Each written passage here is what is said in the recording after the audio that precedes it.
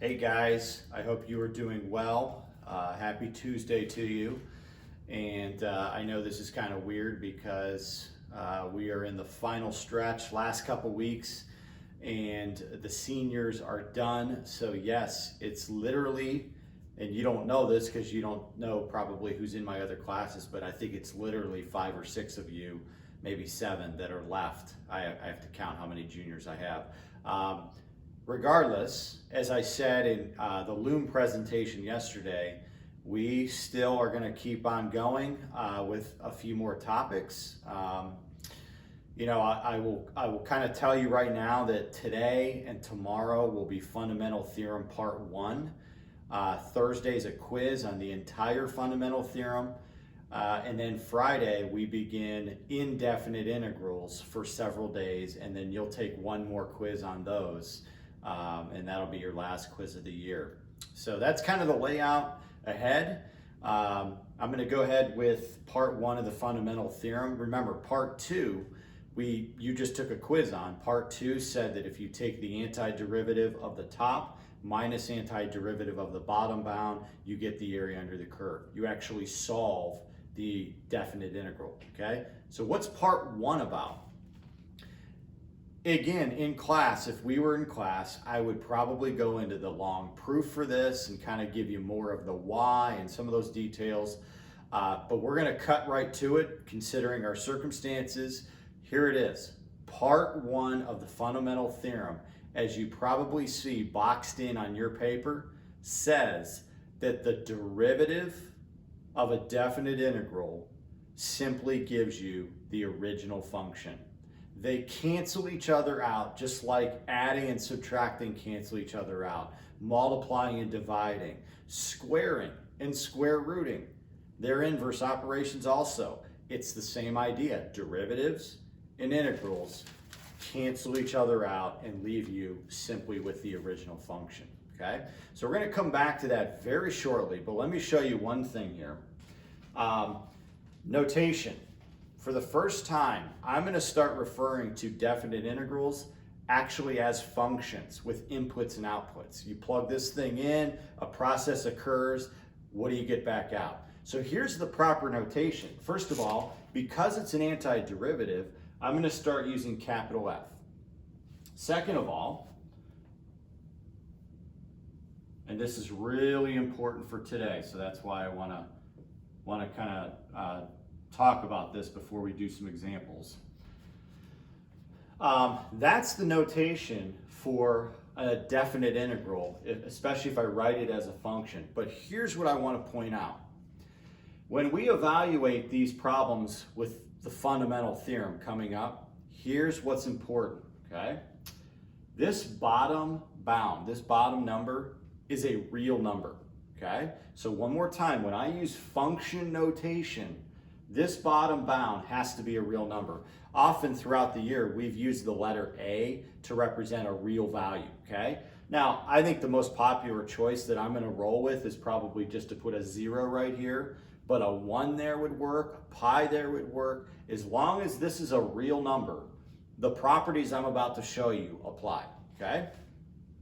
The top value, however, is a variable. It's your variable x. Remember, we're writing these as functions now. When you write a function, you have to have an input. You have to have a variable.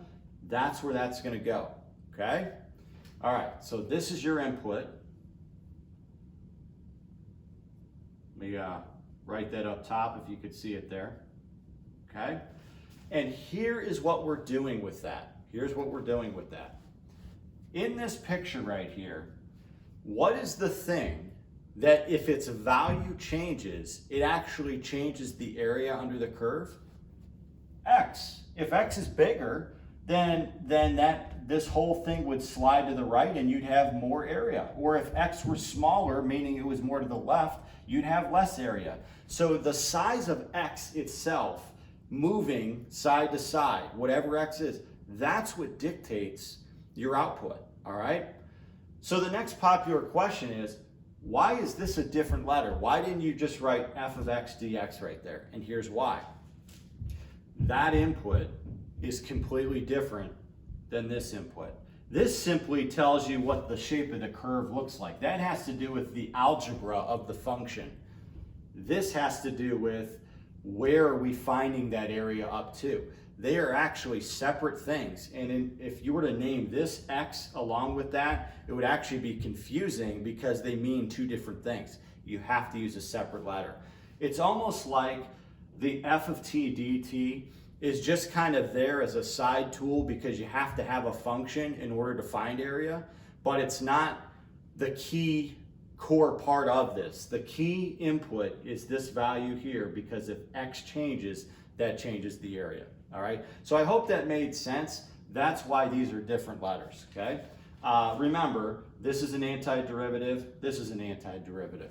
That's why we use the capital. But here's the fundamental theorem itself, all right? After I got through that little explanation, it says, and this is boxed in on your paper, if you take the derivative of an antiderivative, the derivative of a definite integral, meaning the derivative of this thing right here,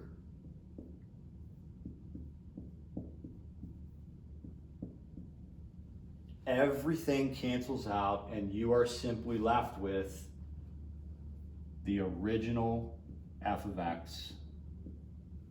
You're simply left with the original function. So that's what this x going into this t really means. If this is truly your input, then that actually goes in here and replaces that, and you're left with f of x. All right? So that's what that's about.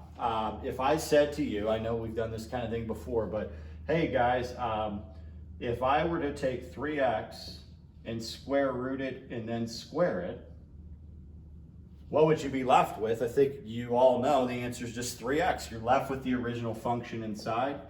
That's the same thing. Because this is an antiderivative, the derivative of an antiderivative leaves you with the original function. So that brings us to our examples.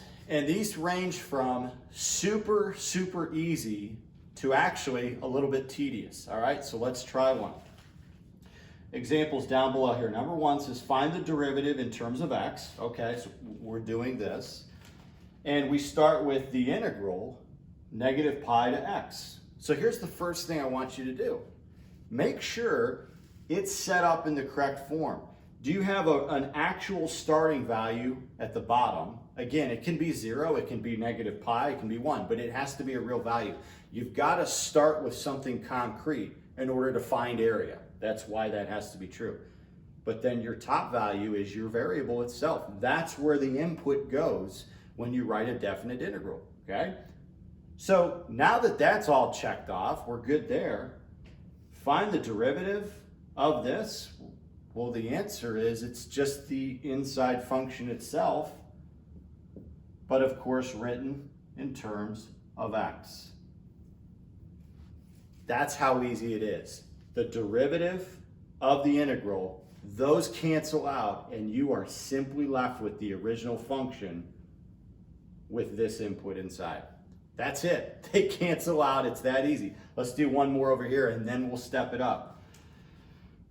Bottom bound is a number. Top bound is just a 1x. What's the derivative of an integral? Well, you rewrite the original function. And it looks like we get 1 over 1 plus x squared. Now, let's step it up, okay? Number 2 on your paper says, find the derivative of y in terms of x. By the way, all that is a notation difference here. I didn't say dy over dx because there wasn't really a y. Now we have the function written as y equals. That's why I just wrote dy over dx. So same kind of problem. Find the derivative of y in terms of x of that. Okay, here's the problem. The bottom we have a 1, that's great. But on top, what's the difference? It's not a 1x. Now, think back, way back to, oh my goodness, this goes back to probably October or November. Whenever we found the derivative of a function and your inside function was not a 1x, but it was something else besides a 1x, like an x squared or like a sine of x or whatever it may have been, what special rule did you have to use? Chain rule. If your inside function, if your input is anything but a 1x, nothing's changed even though it's May 12th. You still have to use the chain rule. So right here, derivative of the outside, yeah, you rewrite it just like we did in example 1. That's going to be cosine of x squared. Okay, the fundamental theorem, you just rewrite it with an x in it.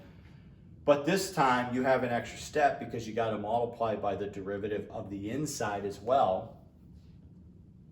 So that's times an extra 2x. So just to kind of clean that up a bit, the derivative using the chain rule, because our top bound is an x squared and not a 1x, would be 2x cosine x squared.